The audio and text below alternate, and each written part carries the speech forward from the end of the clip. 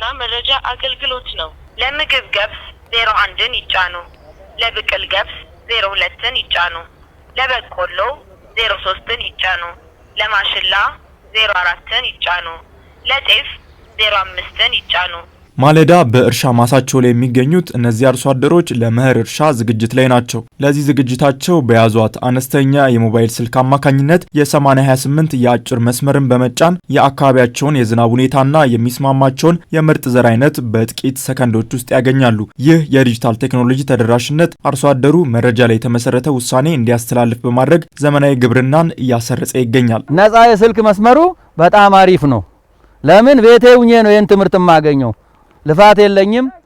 ነፃ ነው ማገኝ ነፃ ነው ያገልግሎት የሚሰጠኝ። ይሄ ጥሩ ነው ብዬ ነው የማስበው።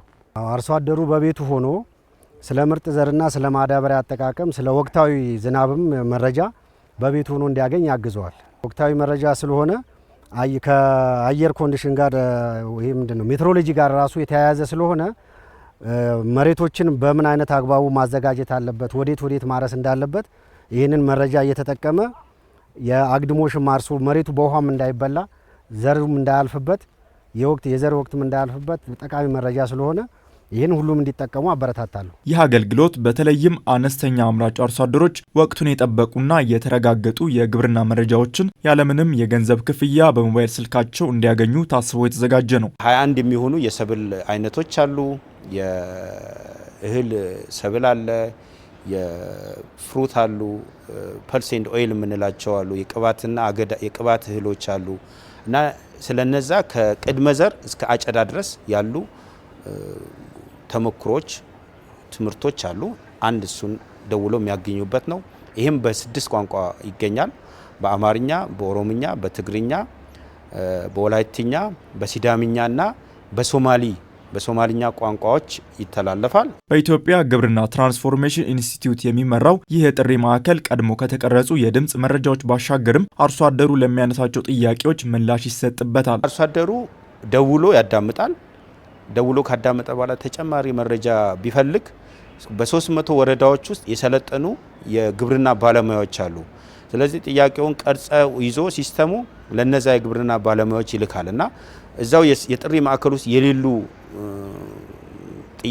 ለሌሉ ጥያቄዎች መልስ ከአካባቢያቸው ካሉ ግን በወረዳ ደረጃ ካሉ ባለሙያዎች ቀጥታ እንዲያገኙ ይደረጋልና ይሄኛ የሄልፕ ዴስክ ሰርቪስ እንለዋለን። በጥሪ ማዕከሉ አዳዲስ የምርጥ ዘርና መሰል በየጊዜው የሚወጡ መረጃዎች ከተለያዩ ተቋማት ተወስደው ይሻሻላሉ። የሰብል በሽታዎችንና ወረርሽኞች ሲከሰቱ ደግሞ በየዕለቱና በየሰዓቱ አስቸኳይ መልእክቶች ይጫኑበታል። ችግሮች ቢከሰቱ ችግሮችን ከመከሰታቸው በፊት ወይም ከተከሰቱ በኋላ የቅድመ ማስጠንቀቂያ መልእክት የምልክበት ኢንበልክ ሜሴጅ የምልክበት በድምጽም በቴክስትም የምልክበት አራተኛ አገልግሎት አለ። በአሁኑ ወቅት በሚሊዮኖች የሚቆጠሩ ጥሪዎች በየወሩ በጥሪ ማዕከሉ ይስተናገዳሉ። ቁጥሩ ቀላል ባይሆንም ግቡ ግን እያንዳንዱ የኢትዮጵያ አርሶ አደር የዚህ ብርሃን ተጠቃሚ እንዲሆን ማድረግ ነው። በቅርቡ ነው የሰማሁት ይሄን ነገር። ከዚህ በፊት አልተጠቀምኩም ነበር። ስለዚህ አሁን ቆንጆ ነው። ለጓደኞቼ ማስረዳለሁ።